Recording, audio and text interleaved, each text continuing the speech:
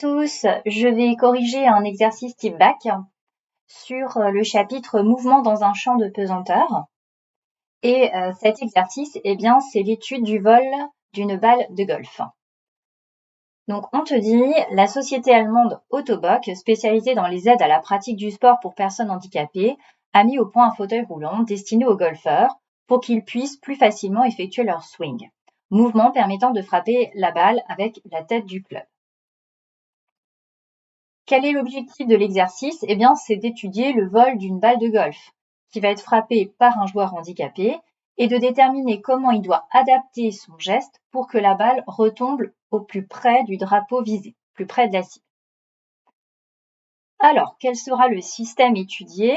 C'est la balle qu'on va assimiler à un point matériel G de masse petit m égale 46 grammes. Initialement, cette balle, elle est posée au sol et elle coïncide avec l'origine d'un repère OXY, tel que représenté ici. Donc, on a bien, je vais prendre un stylet, on a bien ici la balle qui sera ici à l'instant initial, d'accord? Et elle va être lancée avec une vitesse V0 qui va faire un angle alpha 0 avec l'horizontale. Donc, on te dit, afin de simplifier l'étude, on va considérer que, à la date t 0 égale 0 secondes, la tête du club de golf communique à la balle une vitesse initiale, qu'on a notée V0, dont la direction fait un angle alpha 0 égale 40 degrés par rapport à l'horizontale. Lors de son vol, la balle n'est soumise qu'à son poids et elle évolue dans un champ de pesanteur terrestre considéré uniforme qui vaut 9,81 Newton par kilogramme. Et on étudie le mouvement de la balle dans le référentiel terrestre qu'on considère galiléen. Première question, il faut déterminer l'expression des coordonnées AX, AY du vecteur accélération de la balle lors du vol. Quand on commence un problème de mécanique, même si c'est donné dans l'énoncé, moi je te conseille de rappeler le système, le référentiel et le bilan des forces. Donc, le système, c'est la balle de golf qu'on assimile à son centre de masse. Le référentiel, il est terrestre galiléen. Et le bilan des forces, cette force n'est soumise qu'à son poids. J'ai repris le schéma et je vais un petit peu tracer tout ça. Ce que je peux voir, c'est que sur la figure qui est donnée, il n'y a pas de repère. Enfin, il y a bien un OX, OY, mais il n'y a pas de petits vecteurs unitaires. Donc, je vais les rajouter. Donc déjà, je vais tracer le vecteur intensité de pesanteur, G, vertical vers le bas. Le repère avec les deux vecteurs unitaires I et J. Et tout dernièrement, le poids, donc vertical vers le bas. Et puis, encore une fois, encore pour dégrossir un petit peu, je vais exprimer tous les vecteurs en fonction des vecteurs unitaires. Donc, pour le vecteur G, donc, qui est ici, donc on peut voir qu'il est collinéaire au vecteur J, mais il n'a pas le même sens.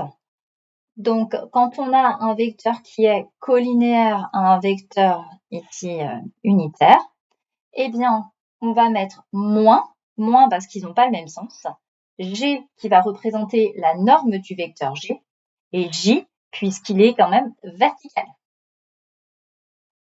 Ensuite, on nous dit que à t égale 0, alors j'ai dit que la balle de golf, la position de la balle de golf, je dis que c'est OM, c'est le vecteur OM, le vecteur position. Donc à t égale 0, comme la balle de golf est ici, donc au point 0, donc le vecteur OM0, c'est le vecteur nul. Et on nous dit que cette balle a une vitesse à t égale 0, V0, qui fait un angle alpha 0 avec l'horizontale.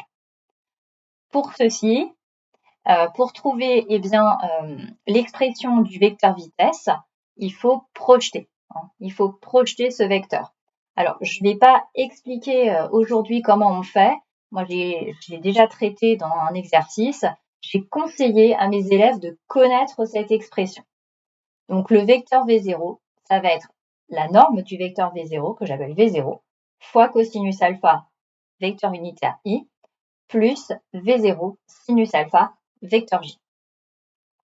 Et on me demande de déterminer l'expression des coordonnées du vecteur accélération. Et pour ça, il n'y a qu'une seule manière, c'est d'appliquer la deuxième loi de Newton.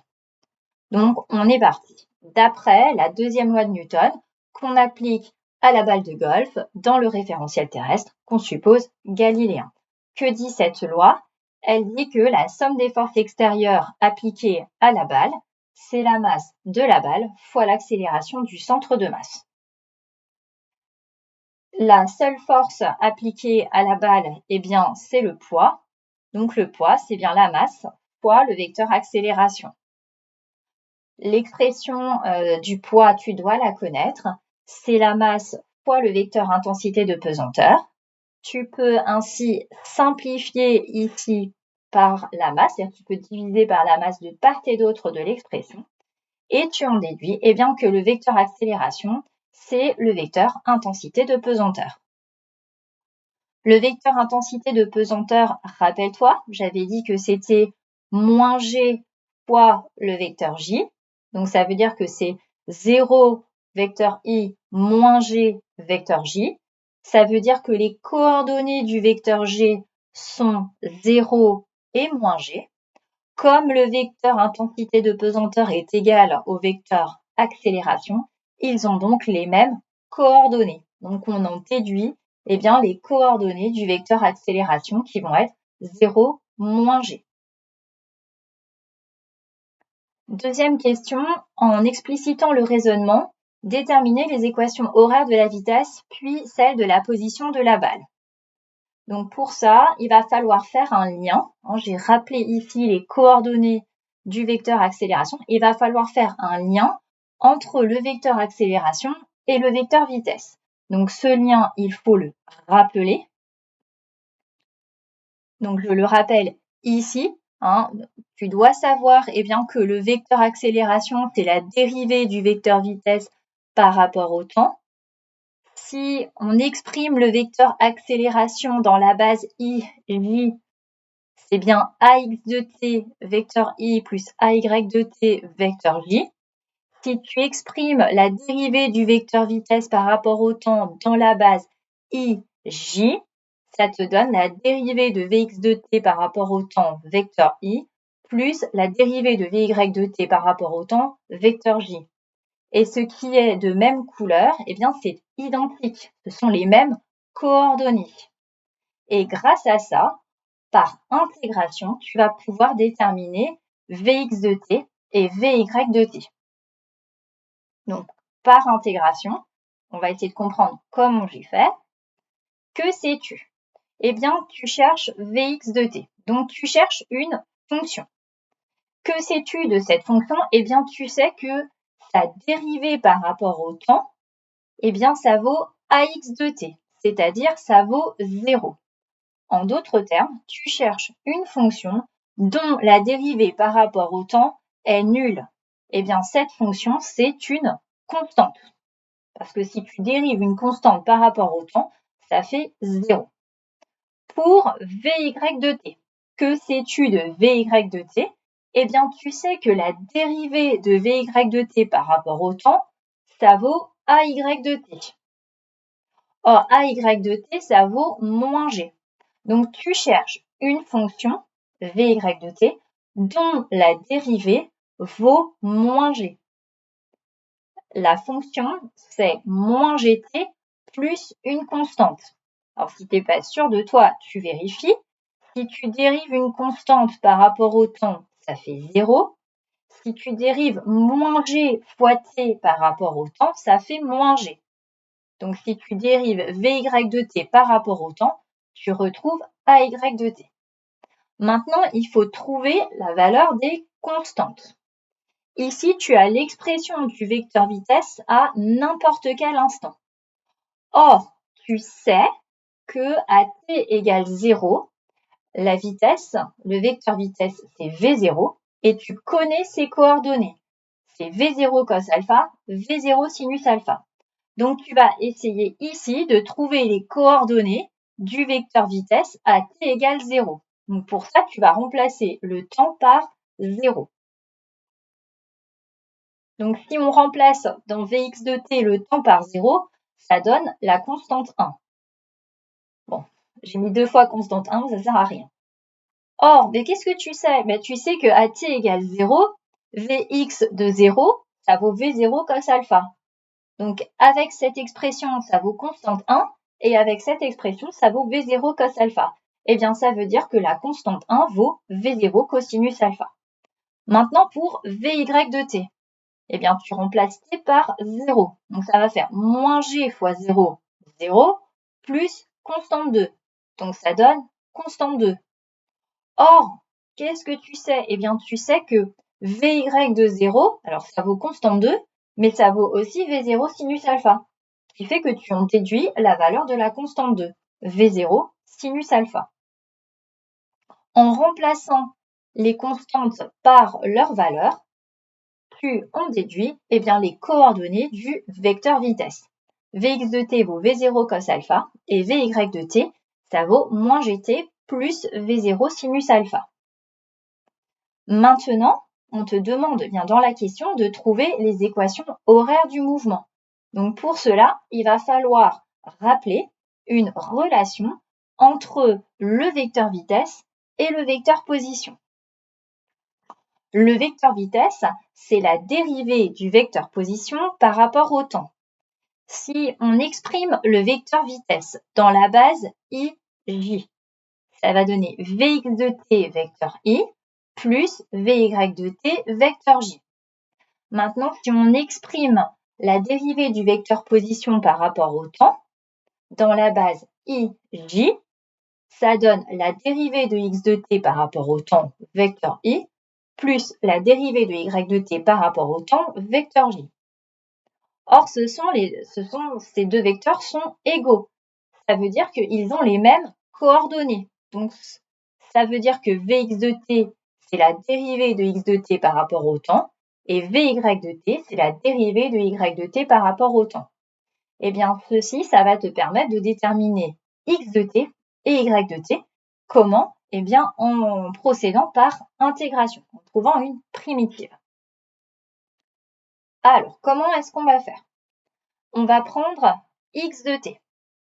Comment est-ce que tu fais pour trouver x de t? Eh bien, tu sais que la dérivée de x de t par rapport au temps, ça vaut Vx de t, c'est-à-dire ça vaut V0 cosinus alpha. Donc, tu cherches une fonction, x de t, dont la dérivée vaut V0 cos alpha. Eh bien, cette fonction, c'est V0 cosinus alpha fois t plus une constante. En effet, si tu dérives cette fonction par rapport au temps, si tu dérives la constante par rapport au temps, ça fait 0. Si tu dérives V0 cosinus alpha fois t par rapport au temps, ça donne V0 cosinus alpha. Donc, tu retrouves bien Vx de t. Maintenant, pour trouver y de t, comment fais-tu? Tu sais que la dérivée de y de t par rapport au temps, ça vaut Vy de t, c'est-à-dire ça vaut moins gt plus V0 sinus alpha. Donc, il faut que tu trouves une fonction y de t dont la dérivée vaut moins gt plus V0 sinus alpha. Eh bien, cette fonction, c'est moins g sur 2 t carré plus V0 sinus alpha fois t plus constante 4. Donc, on va vérifier en dérivant y de t si on tombe bien sur Vy de t. Si tu dérives une constante par rapport au temps, ça fait 0. Si tu dérives V0 fois sinus alpha fois t par rapport au temps, ça va faire V0 sinus alpha. Maintenant, si tu dérives moins g sur 2 fois t carré, alors ça va donner moins g sur 2, et il faut trouver la dérivée de t carré, c'est 2t. Donc ça va faire moins g sur 2 fois 2 fois t. Donc ça va faire moins g fois t, ce qui est ici. Tu as deux constantes, la constante 3, la constante 4, et il va falloir déterminer la valeur de ces constantes. Donc ici, tu as l'expression du vecteur position à n'importe quel instant. Mais tu sais qu'à t égale 0, la balle, elle est à l'origine du repère. Donc tu as les coordonnées du vecteur position à t égale 0. 0, 0. Donc tu vas exprimer, grâce à ces deux expressions, eh bien, les coordonnées du vecteur position à t égale 0. Donc pour ça, tu remplaces. Tu remplaces t par 0. Donc ici, ça va faire V0 fois cosinus alpha fois 0, ça donne 0, plus la constante 3. Donc ça vaut constante 3. Avec cette expression, x de 0 vaut constante 3. Or, tu sais que x de 0, ça vaut 0. Ça implique que la constante 3 est égale à 0. Pour y de t, on va remplacer t par 0. Ça va donner moins g sur 2 fois 0 au carré, donc 0. V0 sinus alpha fois 0, ça donne 0. Et il reste la constante 4. C'est-à-dire qu'avec cette expression, y de 0 vaut constante 4. Or, tu sais que y de 0, eh bien, ça vaut 0. Ça implique que la constante 4 est nulle. Et ainsi, tu détermines les équations horaires du mouvement pour la balle. Donc, x de t vaut v0 cosinus alpha fois t, et y de t, ça vaut moins g sur 2 fois t carré plus v0 sinus alpha t. Troisième question. Montrer que l'équation de la trajectoire peut se mettre sous la forme y égale a fois x plus b, le tout multiplié par x, où a et b sont des constantes dont les expressions sont les suivantes. A, ça vaut moins g sur 2 fois 1 sur v0 carré cosinus carré alpha, et b vaut tangente alpha. Bon, c'est une question, alors elle est classique, mais il y a une petite, on va dire, subtilité. C'est de, après, remettre l'équation sous cette forme. Trouver l'équation de la trajectoire, ça c'est une question classique. Pour ça, tu dois partir des équations horaires. Et tu dois pouvoir isoler le temps avec l'une des deux. La plus simple, c'est x de t égale v0 fois cosinus alpha fois t. Avec cette équation horaire, tu isoles le temps. Donc pour ça, tu divises par v0 cosinus alpha de part et d'autre. Et tu arrives à t égale x de t sur v0 cosinus alpha. Donc c'est égal à x sur v0 cos alpha. Et maintenant, ton objectif, ça va être de remplacer t ici dans cette équation par x sur v0 cos alpha. Et donc, tu vas pouvoir déterminer non pas y de t, mais y de x, c'est-à-dire l'équation de la trajectoire. Donc, si on remplace t par sa valeur, ça va donner moins g sur 2 ici fois t carré, donc c'est-à-dire fois x sur v0 cos alpha, le tout au carré, plus v0 sinus alpha fois t, donc v0 sinus alpha fois x sur v0 cos alpha. Tu as v0 ici au numérateur, v0 au dénominateur, tu pourras simplifier. Et tu vas avoir sinus alpha divisé par cos alpha, ça donne tangente alpha. Donc, on arrive à l'expression suivante. Ici, j'ai pas changé. Là, j'ai simplement simplifié par V0 et j'ai dit que sinus alpha sur cos alpha, ça faisait tangente alpha. Pour passer à cette expression-ci, je développe simplement ce qui est dans la parenthèse. Donc, x sur V0 cos alpha, le tout au carré, c'est bien x carré sur V0 carré fois cosinus carré alpha. Et maintenant, alors ça ressemble, j'ai un y de x, j'ai bien l'équation de la trajectoire, ça ressemble à ceci. On voit bien apparaître quand même un A et un B, mais c'est pas exactement cette forme-là. Au fond, dans la forme qui est là, on peut voir qu'il y a x qui a été mis en facteur. Eh bien, c'est ce qu'on va faire. On va factoriser par x. Alors, donc si on factorise par x, donc ça fait x facteur 2 moins g sur 2 fois x sur v0 carré cosinus carré alpha. Plus, parce que ici il y a un plus, ici on avait x fois tangente alpha, mais comme x a été mis en facteur, c'est plus tangente alpha. Et ici, tu reconnais A, et là, tu reconnais B.